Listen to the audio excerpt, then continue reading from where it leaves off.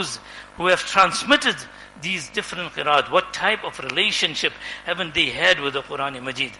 The one Rawi of Imam Asim, rahimahullah ta'ala, one is Hafs whom we know. But regarding Imam Shu'bah, rahimahullah ta'ala, who narrates from Imam Asim Kufi, rahimahullah ta'ala, it is mentioned regarding him, when his time for leaving this world and departure from this world came, so his sister began crying. That my brother is going to be leaving us just now. And so when he saw her crying, and he saw her grief, so he said, what makes you grieved? He said, see, if you have any problem and any difficulty, then in this particular house, he gestured towards one particular corner. And he said, if you have any difficulty or anything, go to that corner and make dua, because in this corner here, I have made 18,000 khatams of the Qur'aan-e-Majeed.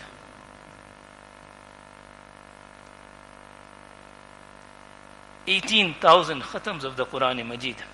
It is related regarding some of these mashayikh and these Ahlul Qur'an, that for 30 years and over, every day, one khatam of the Qur'aan-e-Majeed.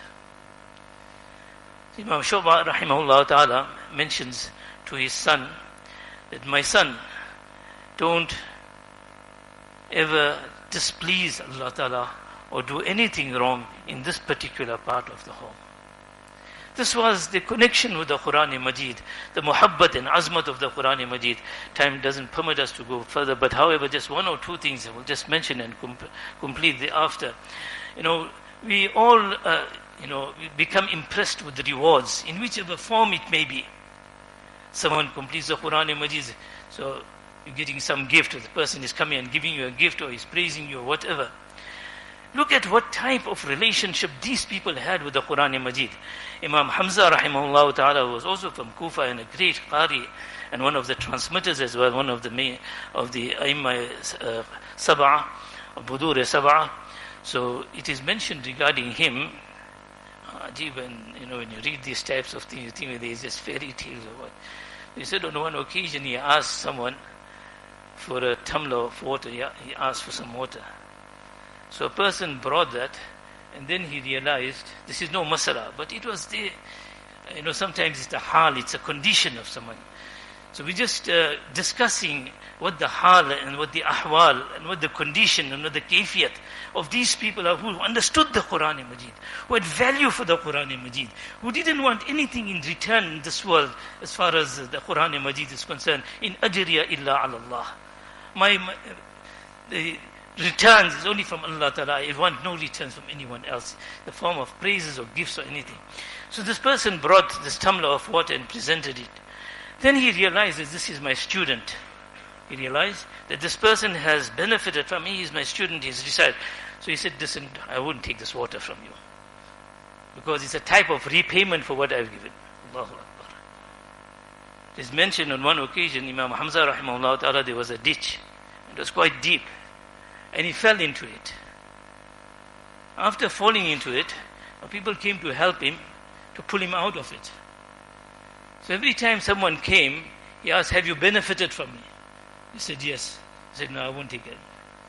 And he remained there until so many went past, and eventually everyone was almost his student. Nobody could help him, or he didn't accept the assistance of anyone, simply because they had benefited from him as far as the Qur'aan-e-Majeed. What type of istighna'iyat? That this, my whole teaching and everything must be solely for the pleasure of Allah subhanahu wa ta'ala. Said eventually when no one could help him, Allah subhanahu wa ta'ala sent a lioness to help him out of that place. This is that istighna they had, that zuhd that they had. And that my ajr and my reward is only with Allah Ta'ala. I will mention one thing and conclude on this. This is what we find in the Ahlul Qur'an and the Ahlullah, that they have no ambitions and they have no desires within them, that they must be repaid. On one occasion, when I returned from here to Tadgiyashwar, at that time my Ustad Hazrat Qari Isma'eel Desai, Rahmatullah, عليه, was still alive. So knowing his sometimes travels from Tadgeshwar to his hometown, which used to take maybe days to travel by train, so those at that time, these watches, these wrist watches just came out, which had dual the clocks in it, and also had an alarm. It was just something new that came out that time.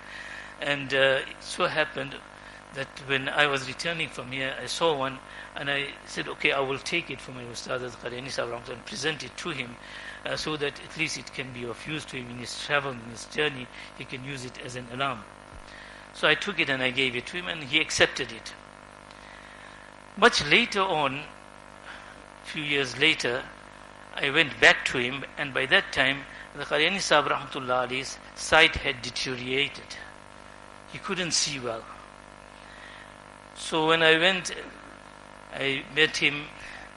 After a little while, he had a box or something in a bag.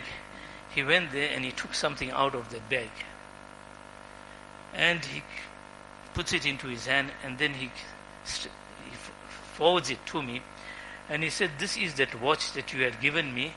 My sight is now gone. I have no use for it. Take it back. What type of ikhlas these people had?